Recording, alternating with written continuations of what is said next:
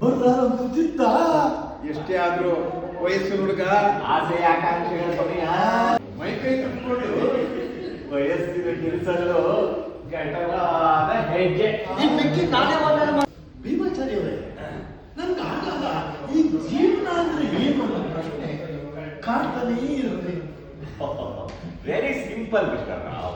Simple ಪ್ರಶ್ನೆಗಳಿಗೆ ಉತ್ತರ ಕೊಡೋದು ದೊಡ್ಡ ಕಷ್ಟ.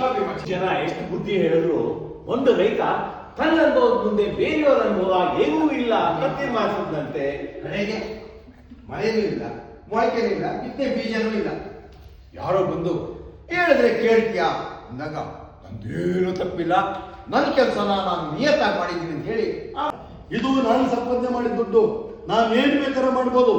ಅದು ಕೇಳೋ ಅಧಿಕಾರ ಯಾರಿಗೂ ಇಲ್ಲ. ನಾವು ನಿಮ್ಮ ಮಕ್ಕಳು, ಪಿತ್ರಾರ್ಜಿತ ಆಗ್ಲಿ ಸ್ವಯಾರ್ಜಿತ ಆಗ್ಲಿ ಅದನ್ನ ಕೇಳಕ್ಕೆ ಸಂಪೂರ್ಣ